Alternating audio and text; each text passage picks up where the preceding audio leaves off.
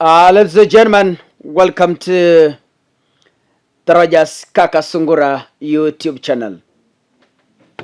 Today, I was seated in my office and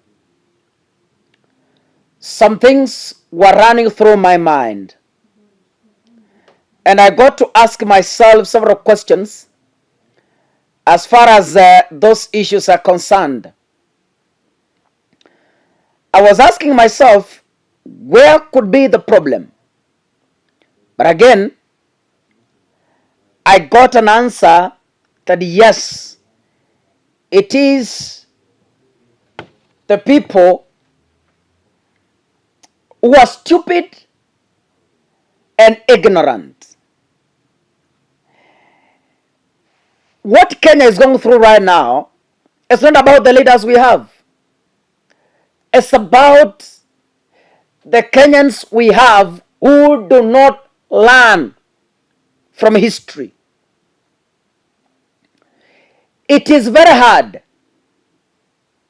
to change someone's character. It's very hard. I hear women say, I will marry him and then change his character in marriage. You're lying to yourself. It's a few who change. Very few who change. And by the grace of God. I hear men say, I have loved her and I will change her character after we marry. Man, you are lying to yourself in broad daylight. Do not risk in such a lifetime decision. Why am I saying this, Kaka? Kenyans knew very well the character of the current leaders in power. They knew very well. They knew them as liars. They knew them as people who entirely survive on propaganda. They knew very well. But they said, Hatupangwingwi. You know, the character someone has grown with, it's very difficult to change that character. In my video today, I want to bring to you the real definition of the term bottom-up economic model. I have told you this before, but I want to repeat again so that it gets to sink into your brains. The person in power lied to you while in Jubilee and used to tell you in 6 months' time, Kamarinyi Stadium will be complete. In 3 months' time, a stadium in Wote will be complete.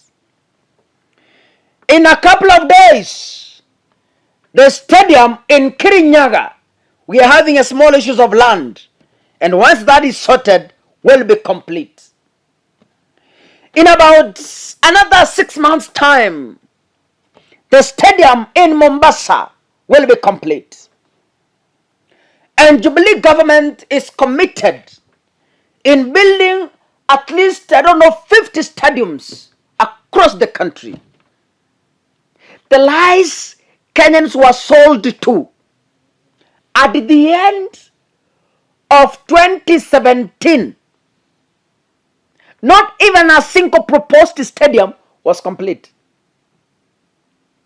In 2 months' time, the stadium in Eldoret will be complete. And it will be a world-class stadium. You know, the lies Kenyans were sold to. The Kimorel and the Roll Dam is now history. And the people squandered that cash are in government positions. And Kenyans voted them in. How we risk with our destiny. How we risk with our future. Yaani, tuko na Mr. Kutenga. Tumetenga bilioni. Tumetenga maelfu. Tumetenga mamilioni.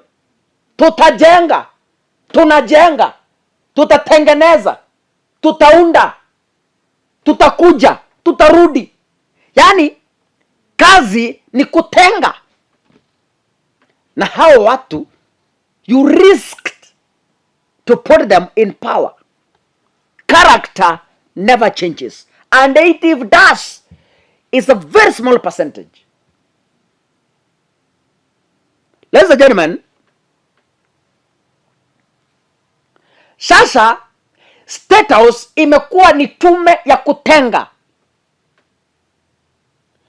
It's a ministry. Yani State House sasa imekuwa ni parastato ya kutenga na kutengua. Promise after promise. Promises that never come to pass. But then you sang Hatupangwingwi and you were clapping at your topmost voice with all your energy. I pity Kenyans. And still, you are planning to vote them in 2027. I know. You are again planning to sing Hatupangwingwi in 2027. The same idiots crying of high taxes will again vote in 2027. The same idiots who are crying of high taxation. The same idiots who are crying of high cost of fuel. They will again sing baada ya kuona 50 bob. Wataimba tena.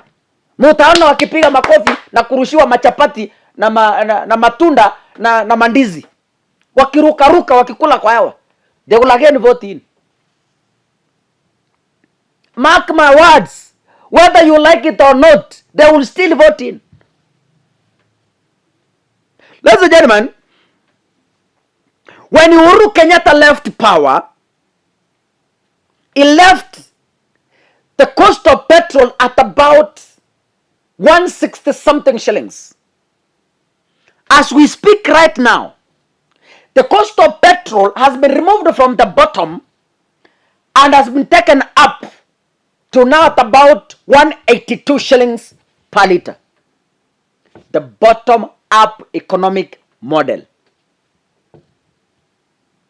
I remember very well when Uhuru was getting out of power, 2 kg of sugar was retailing at about 180 shillings. 2 kg of sugar. But go to the supermarkets now. 495 shillings. They have removed the cost of sugar from bottom. They have taken it up. Bottom up. Bottoms up. I remember when Uhuru was getting out of power, I was buying a loaf of bread at 60 shillings. Right now, it is 70 shillings. Bottom up. Bottom up. Yes.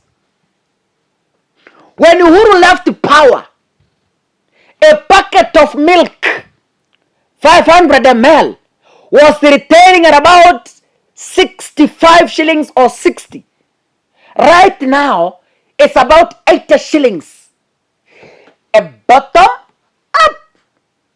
Removing the cost of milk from the bottom, taking it up.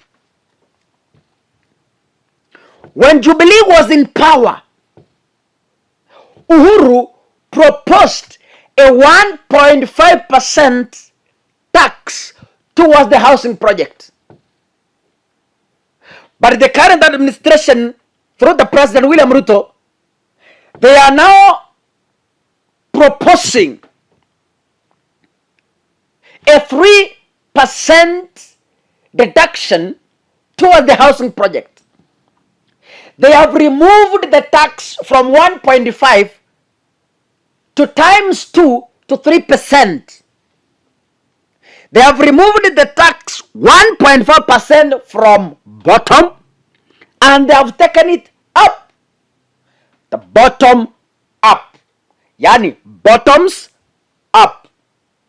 I remember Moses Wetangula when demonstrating the bottom up economic model using water in a bottle. And they said bottom up means you take the head down and you take the bottoms up. Yani akamaliza chupa akasema kumaliza kila kitu, bottoms up. And this was the best. In fact, this was the precise explanation from Musalia Mudavadi by then on how the bottom-up economic model was going to work. Yani eating everything while increasing the prices up. Na alikunywa maji, hiyo maji ilikuwa kwa bottom. Alikunywa yote akasema this is bottom up. Akarudisha chupa juu, bottom up. Akamaliza maji, chupa ikaangalia juu. And that is exactly what is happening today.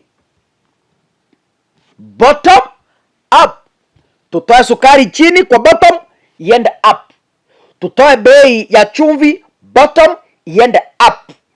Tutoe tax kwa bottom, iende up.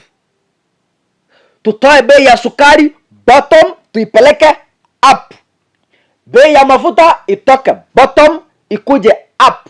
And you are clapping. Little did you know, mutakufa njaa. Right now, university education is going only to remain for the rich. That's for a fact. Masomo ya university is going to be affordable only to the rich. If you are poor, mtoto afika form 4 aingie kwa pombe. If you are poor, mtoto afika form 4 aingie shambani. There is no going to be higher education for poor families. Like now, I saw an announcement that for you to study Bachelors of Arts, that's education, in Kisii University, you have to walk, you have to part away with about 600 and some coins per year. So that's about, that's about 200,000 per semester. Not even 200,000. Because a year in a university takes only 2 semesters. So that's about 300,000 per semester. And a semester has 3 months. So that's about 100,000 shillings per month. Uko mashinani. Are you able even to afford 10,000 shillings per month? Na sasa, ili kufundisha mtoto kwa university, you are going to spend at about 100,000 in a month. Education is going to be only for the rich kids. But again, Kaka, why should I complain? Because that is what you chose. That is what you decided. You sang hamupangwingwi. Yes. Eat your humble pie. Sukumana bona. God bless you. See you in the next video. Asanteni sana.